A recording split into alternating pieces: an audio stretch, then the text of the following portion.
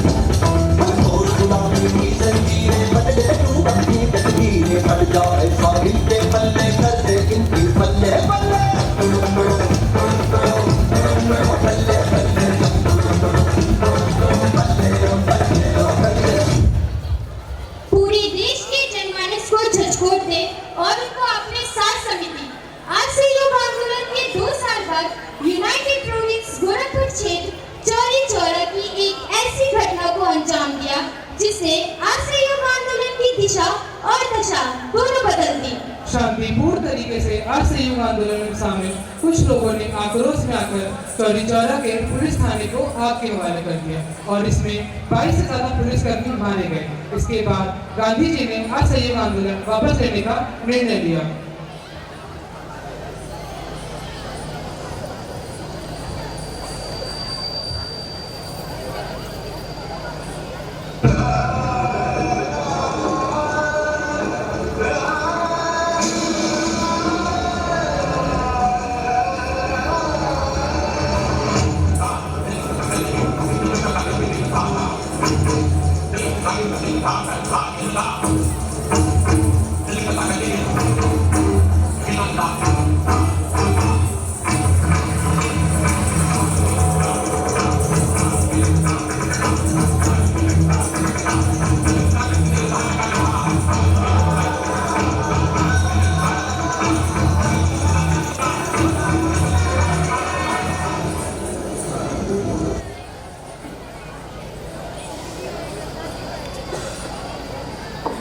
बापू, ये मैं क्या सुन रहा हूँ? आपने अपना आंदोलन वापस ले लिया?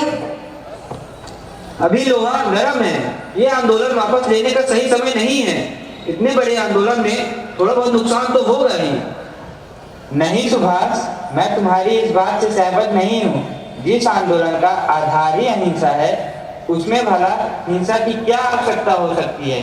मैं आपकी बात से कतई सहमत नहीं हूँ। मैंने सोच लिया है। पर बापू, हिंसा तो चौरी चौरा में हुई है। आप वहां आंदोलन वापस ले लीजिए। आप गोरखपुर में आंदोलन वापस ले लीजिए। ये पूरे देश में आंदोलन वापस लेने का क्या तुक है? अब कन्याकुमारी में कोई हिंसा हो तो उसकी सजा आप हिमालय के गांव को क्यों दे रहे हैं? समझ नहीं आया बापू। आपके दिमाग में क्या चल रहा है? पुनः विचार कीजिए। नहीं मोतीलाल, हिंसा तो आग की तरह होती है। एक बार जब फैलती है तो फैलती ही चली जाती है। और अब इस बात की क्या गारंटी, जब देश के एक हिस्से में हिंसा फैल गई हो तो कहीं और नहीं फैलेगी? बापू, मान भी जाइए, ऐसा कुछ नहीं होगा। आंदोलन वापस लेने से जनता हतोत्साहित हो जाएगी। दोबारा ऐसा मौका नहीं मिलेगा। सुभाष, मोतीलाल, मैं आप लोग की बात से सहमत नहीं हूँ। मैंने पहले ही बता दिया है। मैं निर्णय ले चुका हूँ। आप व्यर्थ अपना समय बर्बाद कर रहे हैं।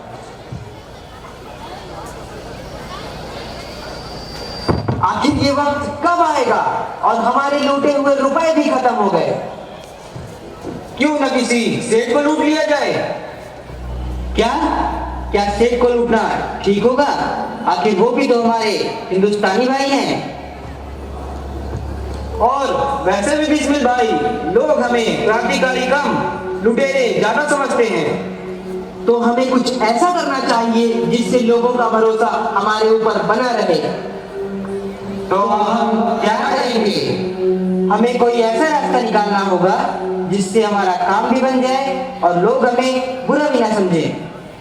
बिल्कुल सही कह रहे हो बिस्मिल भाई।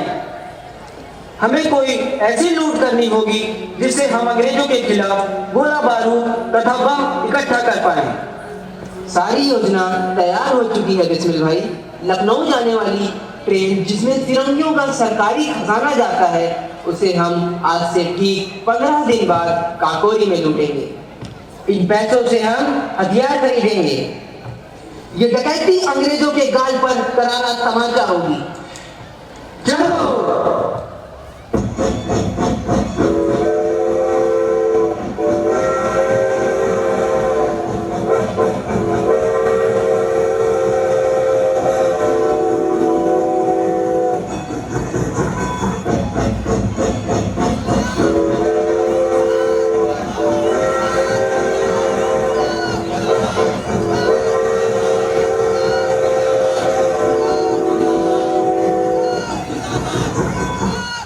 और वही होगा सही मायने में आजाद भारत, सुनहरा भारत, हमारा भारत।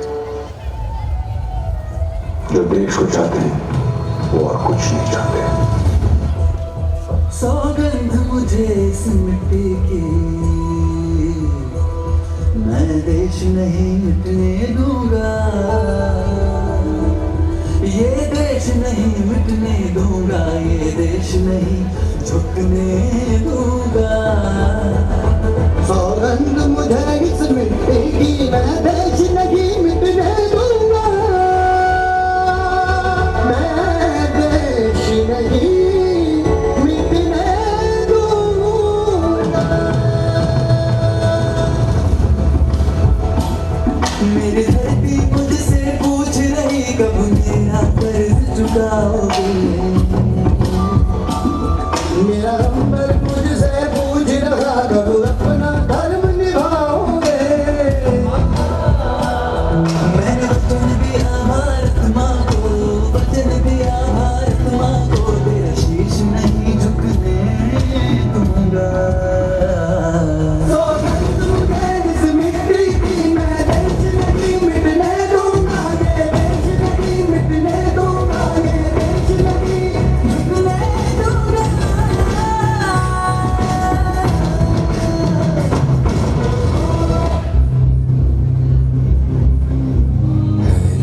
हथियार दुश्मन ताक में बैठा उधर,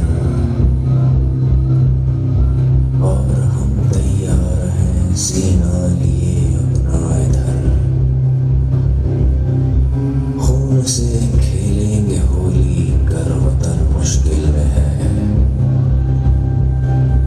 सरफरोशी की तमन्ना अब हमारे दिल में है। 17 दिसंबर 1927 गोंडा जेल के फांसी घर में राजेंद्र नाथ लाहिड़ी। वक्त आने दे, बता देंगे तुझे ए आसमां, हम अभी से क्या बताएं क्या हमारे दिल में। वंदे मातरम।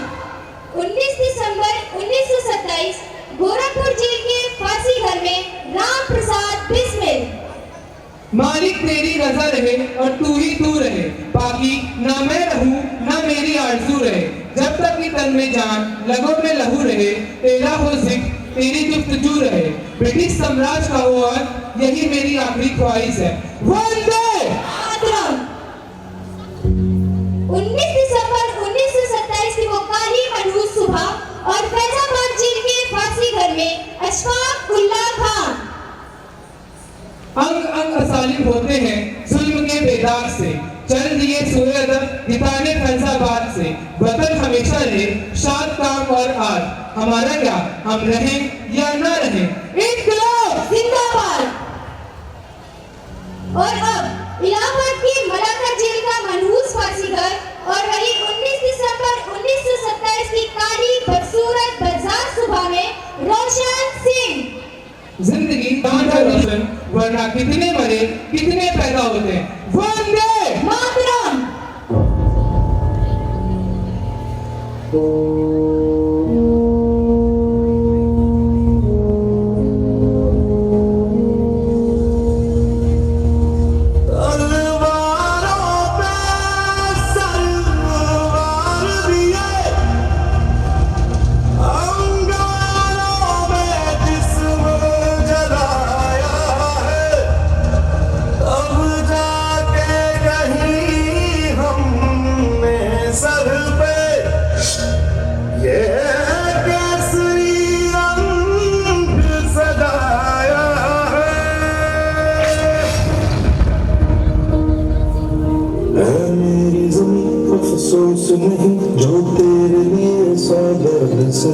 महफूज रहे तेरी आन सुना, चाहे जान मेरी ये रहे न रहे।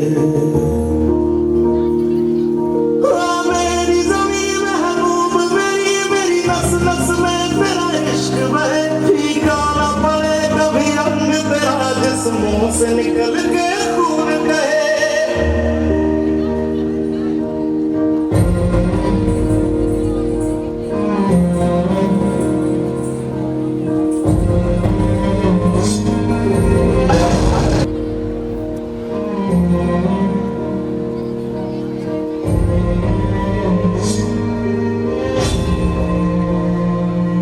तेरी मिट्टी में मिल जावा, गुल बन के मैं खिल जावा, इतनी सी है दिल की आरज़ू।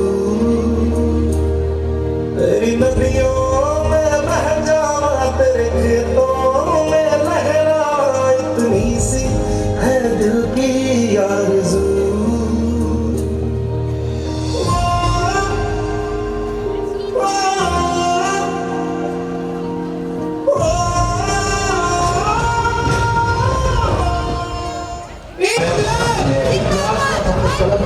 बांग्लादेश